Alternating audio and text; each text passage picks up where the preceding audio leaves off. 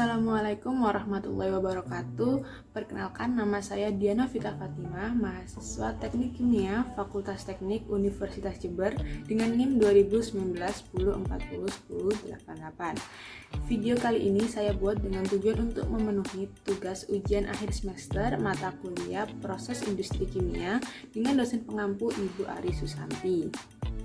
Nah, pada video kali ini saya akan menjelaskan mengenai salah satu mekanisme kerja alat dalam proses produksi bioetanol pada PT Indo Acidatama, terutama terfokus pada mekanisme kerja alat kondensor pada proses destilasi. Dan perlu kalian ketahui juga, PT Indo Acidatama ini merupakan salah satu produsen bioetanol terbesar di Indonesia. Garis besar dari produksi bioetanol pada PT Indo Acidatama atau industri bioetanol lainnya adalah bahan baku yang ada itu dihancurkan terlebih dahulu dan selanjutnya akan lanjut pada proses fermentasi dan dilanjutkan dengan proses destilasi dan dehidrasi untuk mendapatkan fuel grade etanol yang kadarnya itu 99,5%. Dan pada video kali ini akan lebih dijelaskan pada proses destilasi, terutama itu pada alat kondensor yang digunakan dalam proses tersebut. Pada video kali ini akan dijelaskan mengenai yaitu yang pertama tentang penjelasan singkat mengenai bioetanol, dan yang kedua adalah spesifikasi dari alat kondensor, dan yang ketiga yaitu fungsi atau pentingnya kondensor ini dalam proses pembuatan bioetanol, dan yang keempat adalah cara kerja dari alat kondensor itu sendiri, dan yang kelima adalah supplier untuk alat kondensor.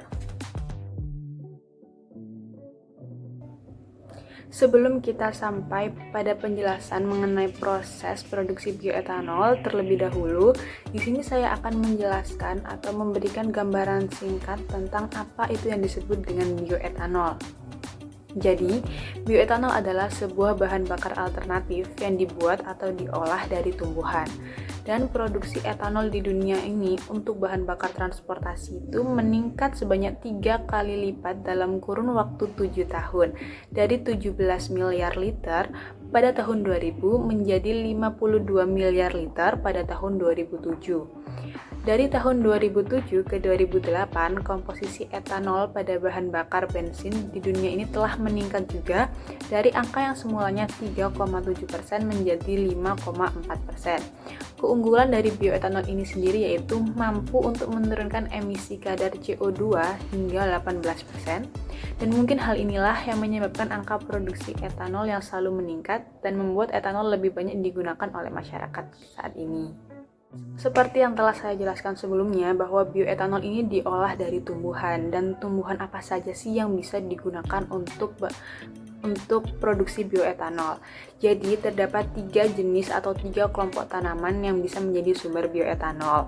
Yang pertama yaitu tanaman yang mengandung pati, contohnya itu seperti singkong, kelapa sawit, tengkawang, kelapa, jarak pagar, rambutan, dan juga tanaman-tanaman yang mengandung pati lainnya. Lalu yang kedua ini ada tanaman yang bergula, contohnya yaitu seperti tetes tebu atau molase, nira dari aren, nira dari tebu, dan juga nira dari sorghum. Lalu yang ketiga ini adalah jenis tanaman yang mengandung serat selulosa. Apa sih contohnya? Contohnya yaitu seperti batang sorghum, batang pisang, jerami, dan juga kayu. Pada dasarnya, kondensor itu memiliki banyak bentuk dan juga memiliki banyak jenis. Seperti yang kita lihat pada gambar-gambar ini, bahwa kondensor itu memiliki berbagai bentuk dan tergantung pada proses yang akan dilakukan. Kondensor merupakan salah satu alat yang tergolong dalam heat exchanger, dan jenis kondensor yang digunakan dalam proses bioetanol kali ini yaitu water heater exchanger, yang artinya kondensor ini menggunakan air sebagai pendingin dan dengan bentuk shell and tube kondensor atau kondensor tabung dan pipa. Ciri-ciri dari kondensor pendingin yang menggunakan air adalah sebagai berikut. Yang pertama, memerlukan pipa air pendingin, pompa air, dan juga wadah penampung air. Dan yang kedua, dapat mencapai kondisi dingin karena tidak terpengaruh terhadap suhu luar. Dan yang ketiga yaitu bentuknya sederhana dan mudah untuk dipasang. Secara umum, kondensor itu terdiri dari bagian-bagian utama yakni shell water box, tube plat, tube support, hot well, dan sebagainya. Untuk yang pertama yaitu ada selongsong atau shell, yang kedua ada ruang air atau water box. Ruang-ruang air ini pada sisi masuk dan keluar terbuat dari baja karbon dan masing-masing memiliki lubang. Yang ketiga ada pipa dan pemegang pipa atau tube plugs dan tube.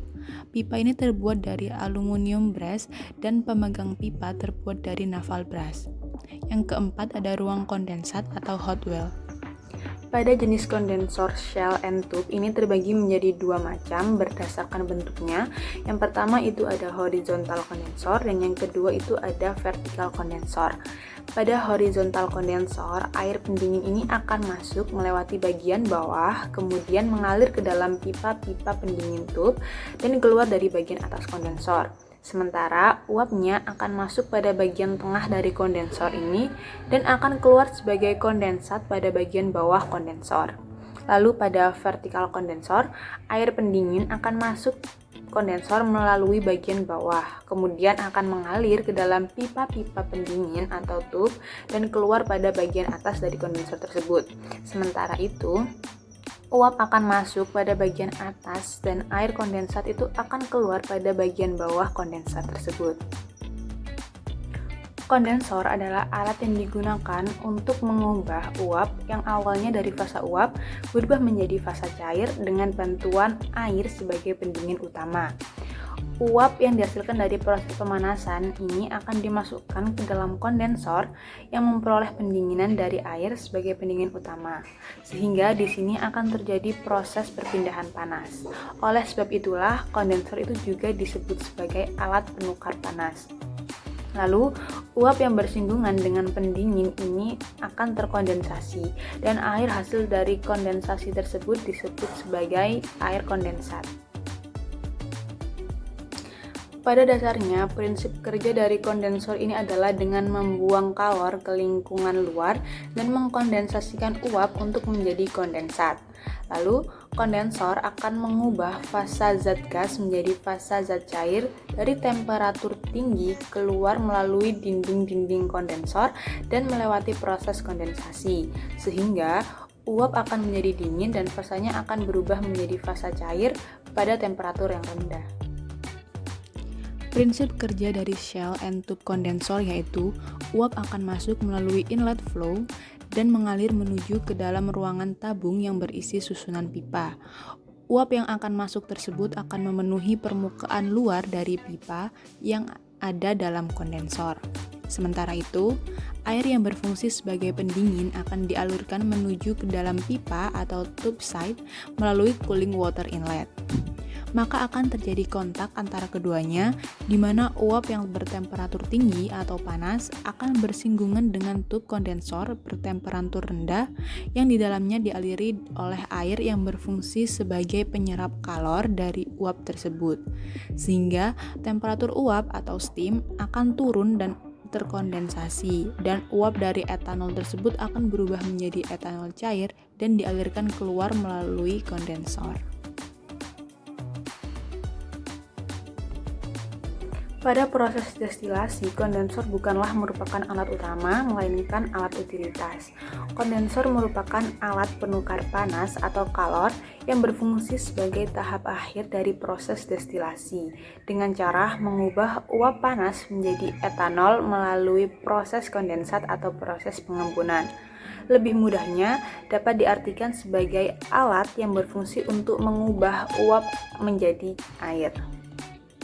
Dalam proses fermentasi, didapatkan etanol dengan kadar 8% saja, atau kita bisa menyebutnya dengan bir. Etanol dengan kadar 8% ini akhirnya akan diproses lebih lanjut dalam proses destilasi dan akan menghasilkan etanol dengan kemurnian tinggi yakni 95%. Dan dalam prosesnya, etanol dengan kemurnian 8%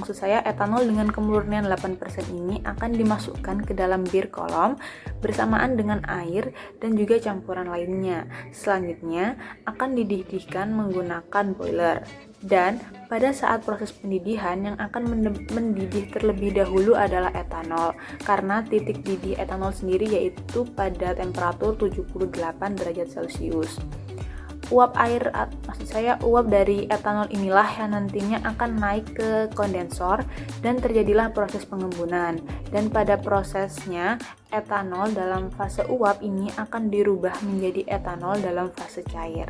Selanjutnya, etanol cair akan ditampung di dalam reflux drum dan akan melanjutkan pada proses selanjutnya. Dari pemaparan tersebut, kita bisa tahu pentingnya alat kondensor dalam proses produksi bioetanol, terutama pada proses destilasi. Tanpa kondensor, tidak akan dihasilkan etanol dalam fase cair dengan kemurnian tinggi atau dalam fuel grade etanol. Untuk rekomendasi supplier alat kondensor, yang pertama yaitu CV Cipta Lestari Teknik yang merupakan produksi dalam negeri dengan harga pada kisaran 45 juta rupiah. Pada CV Cipta Lestari Teknik ini tersedia kondensor mulai dari kapasitas 4 PK hingga 30 PK.